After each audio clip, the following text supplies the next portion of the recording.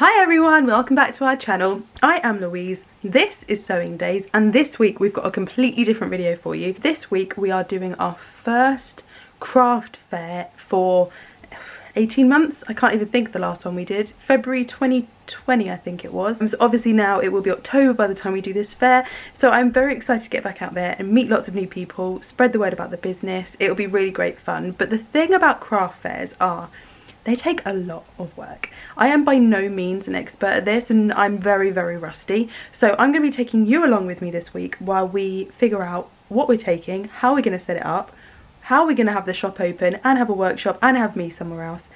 And yeah, it's going to be a big week. So for now, if you enjoy our content, as always, please give us a thumbs up, subscribe to the channel, and you'll be one of the first to find out when we post a new video every week. So basically the things I need to do this week before we can go on Saturday are figure out what I'm taking, figure out which stock, which fixtures, if any. The tables I know are already going to be there, they're already supplied, and a chair, so I don't have to worry about that. But I might take a stand of fabric, which will be completely separate, and then whether I take just fabric or kits or yarn or what I take. So originally I was supposed to have 2 tables, which would have been 12 foot, so roughly about 3 meters worth of table, but now he's rung me and said I've got double the amount of space because somebody's pulled out. Don't get me wrong, amazing, I haven't paid any extra, so perfect, we're going to take as much stuff as we can. But like I said, the shop is still going to be open, so I can't just empty the shop out. I'm going to try and take as much as I can sensibly, but also don't want the stand to look empty and not be a true reflection of the business. I've started getting a few bits together. Rhiannon is coming over in a minute to help me because we have a lot of fat quarters and half meters to pre-cut. So rather than taking obviously the whole wall of fabric, we pre-cut fat quarters and half meters that we then like package up, you know, roll up, cover in paper, so that we can take those with us, and then if we don't sell them they just come back into the shop and then we sell them in here. So I'll show you what I've got together for now already, and then I'll talk you through what's left to do, and then I'll show you me setting up the stand and then the actual fair itself. Probably not the unloading, because by the time I get to Saturday evening I'm going to be exhausted and forget to do this. But for now, I'll show you what I'm thinking. Okay, so this bag I've got all the panels that I'm going to display, so there's one of each, and all the coat hangers so I can clip them up and hang them. Then these are all the spare panels, so I'm going to be taking pre-cut panels, so then if they like one from the hangers I can just grab one straight out of here, which is going to be a lot easier. I'm starting to get some samples together as well to make this stand look a bit more interesting. In here it looks like a bit of a mess, but it promises organised chaos. There's lots of stands and things, preset countertops items, so that I can take all of those with me, and I've been slowly going through and adding the little prices on. Although everything is individually priced at craft fairs, you sort of need to catch people's eyes from a bit of a distance, and also at the moment obviously with COVID people don't want to touch everything, so I've put as many of these sort of signs on as I can. We've then got fat quarters. This is a basket of Christmas ones that I've got ready, so that should just be able to sit out as it is, and then this stand was on the table, so I'm just going to take this completely as it is. Obviously over the next few days everything's going to go back out before I go to the craft fair, because it is currently Wednesday.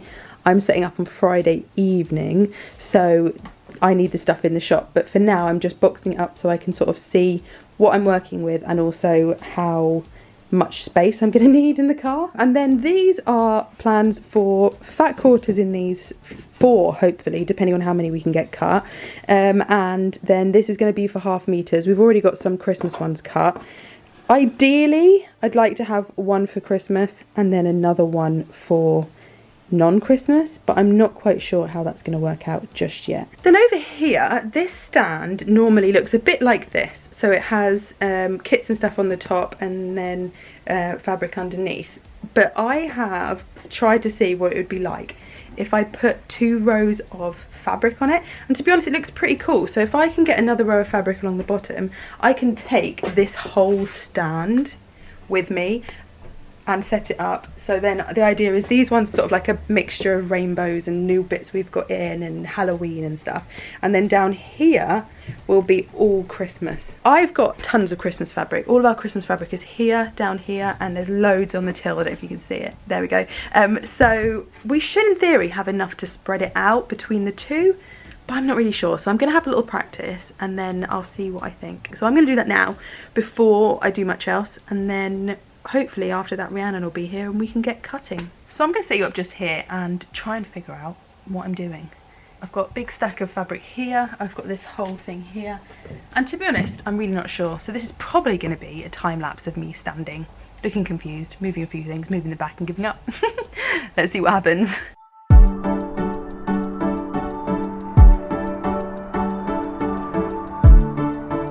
So I'm not really sure what to do. I was thinking I would take the fabric that goes with the panels that I'm taking.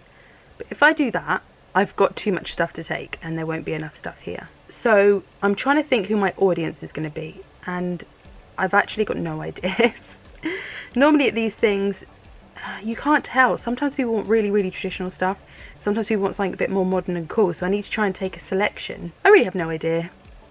I might wait and see what Rhiannon says, or I might just make an executive decision and go with it. And if it's wrong, it's wrong. I don't know why I'm putting this much thought and energy into it. Okay, let's keep going.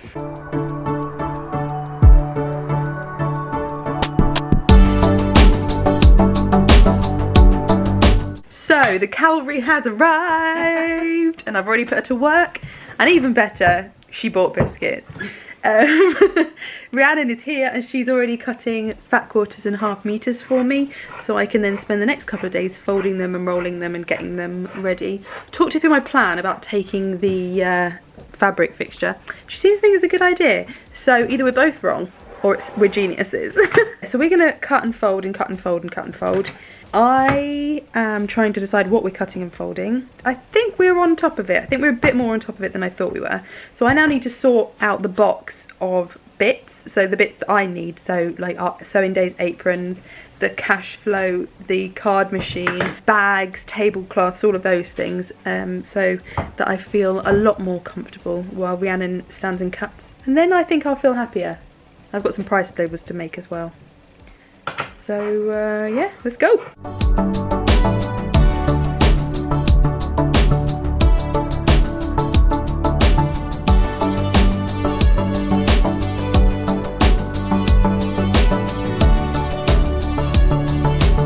Hi again. So it's actually now Friday. I totally missed Thursday and Wednesday late evening. You didn't really miss anything. There was a lot of folding. Yesterday, Thursday, was busy with crafts and laughs, but I put the ladies to work helping me out with the folding, which was awesome. We're pretty much ready. I've got about 2 hours until I need to leave the shop, so I need to start packing up the van. We have a shop van, but it's more of like a car size, but personally I have a camper van, so I bought the camper van with me so that I can load that up with stuff, because it's basically just like a big van. So that is what we're going to be loading today, and then my brother is meeting me at the fair location to help me unload all of the boxes and everything, because we've only got 45 minutes to load in tonight, and if I don't do it tonight in those 45 minutes I have to go earlier tomorrow, and I can get into the building from, I think it's like 7:15, but if I don't have to be there at 7:15 that would be ideal. Also, little bit of stress. My mum was supposed to be covering the shop while I'm at the fair,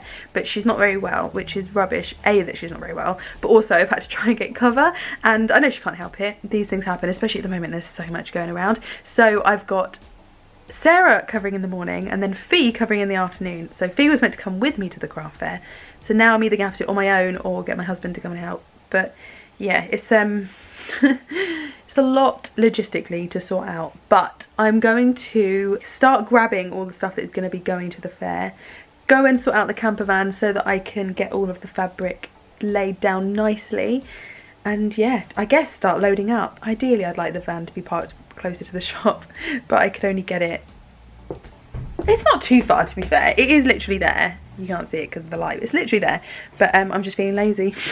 So I'm going to start sorting out all of this, which is what was on the table, and topping it up with other bits, and also getting fixtures. I forgot about those. So I have things I can take, like our Sewing Daze board, a shelf unit that I always take for fairs, got a screen. So yeah, lots to do, lots to load. We'll get there. I try not to do too many time lapses, but it's one of those days, so forgive me.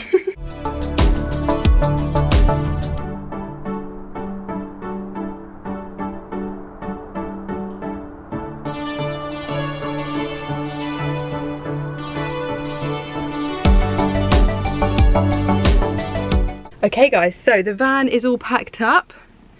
It's That's all there on the floor, and I'm about to head to the venue. I'm only about 10 minutes, well, 5 minutes behind where I was hoping to be, but 5 minutes is 5 minutes, and I'm hoping when we get there, my brother's there. So yeah, I'll see you when we get there. Hi everyone. So definitely not there now, that was a lie. I got there and we ended up having 45 minutes to load in, and we had a lot to do, so I didn't actually end up recording anything, which is very, very rubbish. But it is, I'd say probably 70% set up. I've got a bit more work to do tonight here at home, and then I will take the rest with me in the morning. So yeah, I'll see you then. Morning everyone. It is 8:25 in the morning on Saturday. I'm not used to being up and ready and going by now. So I'm pretty tired today. Good job I brought my tea with me. I have got up, packed the van. I've got some extra bits that I needed to take with me. Jar of peanut butter, that's not for the fair, that's just there. Packed those up this morning, get the rail yesterday. I've then been to the shop to drop off the iPad and the money, because that needs to be there for the shop to run today while I'm not there. So the lovely Sarah and Fee have saved the day, and they're going to be doing half a day each, which is amazing. Otherwise I'm not quite sure what I would have done. So I'm now going to head to St Ives to the Make It Fair, hoping I can park relatively easily, because I'm not used to parking this van without anybody to help guide me, and we haven't got the reverse cameras put in yet. Should be a fairly easy setup. I know yesterday was madness, and I've worked like 16 extra hours this week already, but if not, I would have already been there at the fair for about an hour setting up, and I would have been doing it on my own. Whereas at least yesterday, because I had my brother with me, it made it a lot easier and a lot quicker. So it meant he could carry stuff while I set it up. So when we get there, I will finish setting up the stall, and then I'll give you a little tour.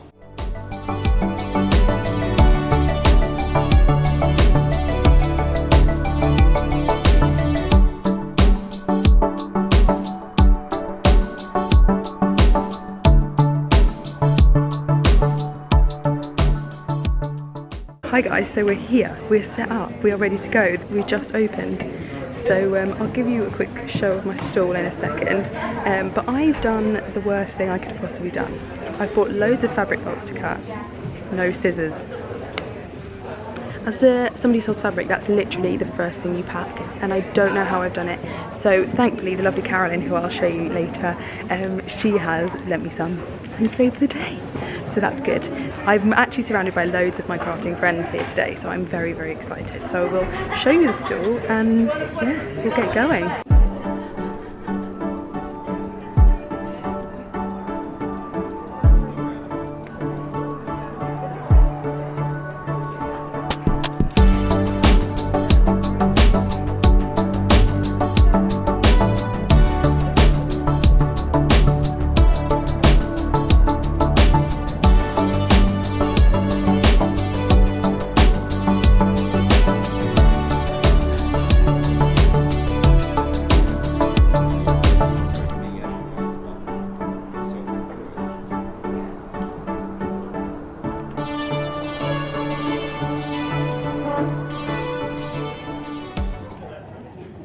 Okay, so it's lunchtime. I'm eating my carrot sticks. It's been relatively busy this morning. Not as busy as I was hoping, and not as busy as last time, but with the petrol crisis and COVID, I had no idea what to expect. I've already made my table back. The money, I paid for the table, and some. So it's all good, and it's only 12 o'clock. Gary's husband should be getting here sometime in the afternoon, so I can go for a walk around, and I'll take you with me, and I'll show you all the things. First off, I'm going to get a tea. So today I'm opposite Carolyn, and she makes these amazing knitted bags. We actually stock these in the shop. We don't have very many, but they're amazing. So they're knitting bags or crochet bags, depending on what you want. So basically you put your yarn inside, and there's a place for your needles there, or your hooks down here, and then you put your yarn through here before you start. You can work with it and you haven't got to take it out. So if you're travelling with it, it's really, really good. So if you do so on the train, or you go into craft groups or anything like that, they're brilliant. And the great thing is they're made by hand, completely bespoke. There's very rarely two the same, because a lot of it is made with offcuts from upholstery companies, so it's sort of reducing waste as well. And they're made probably about 10 miles from the shop, which is brilliant. We love to support other local makers, and yeah, keep it in the family. Also, I need this in my life. If I was a bag, is what I'd look like. So I am here with Mel. So Mel teaches at the shop. She's got some classes coming up, so head to the website and I will put the link in the description down below. She's an amazing textile artist, so I'll show you all of her stuff while we're having a chat. But Mel does all of her like own dyeing. It's all beautiful. It's lots of natural and recycled stuff. These she designed herself. I'm obsessed with this one. They're block prints. These are pretty. I bought my mum one of these with the sunflower on a couple of years ago. She loved that. And then these are all different inspiration packs. So me and Mel met when I first opened the shop, I think. It's been your first. Oh, Mel taught you taught my first workshop in the old shop. Yeah, and this last one in the old shop and the first one in the new shop. I did. If I ever stop doing it, you'll have to do the last one. I'm gonna have to, in there. It's just meant to be. In 600 years' time. Sure. Yeah, when I'm super old. It's lovely to see Mel. I haven't seen you since lockdown. No, so it's really lovely to see you again, and your smiley face, Louise. And we love you lots. We always cause trouble. Let's face it. Of course. If there's trouble to be found, we're there. We are. And why not? Life's too short, right? Definitely. Okay, so we're nearly at the end of the day. We've got about 40 minutes left. This afternoon has been super quiet. Gary's here, so he has allowed me to go walk around for a bit because he's freed me up from the stool. We've got lots of packing up to do soon, and then we'll load it all back into the van, go home, and unload it all into the shop, and yeah, we'll still be going. So, I look ridiculous. I was going to record us unloading the van, but as you can see, we've already done it. And the reason we've already done it is because this is what the weather's doing. It's raining sideways. I couldn't record it because I'm going to get my camera wet. So we've loaded up, Gary's gone back to his car. I'm about to drive home, and then depending on the weather, we're either going to unload it straight away into the shop, but if it keeps raining like this, we'll wait and either go back tomorrow or Monday, or I'll go early on Tuesday. It's not the end of the world. I just like to point out, I am very lucky doing these fairs. I talk to a lot of people who make stock to take with them. Now, if they don't sell that stock today or any other fair, they still have that and it's just kicking around in their house and they can't sell it, or they can sell it another time or online or whatever. I am so lucky that everything today, all of this, can just go straight back into the shop. I can keep selling it. None of it's perishable. It's not like I've made a ton of cakes that I now haven't sold or any of that.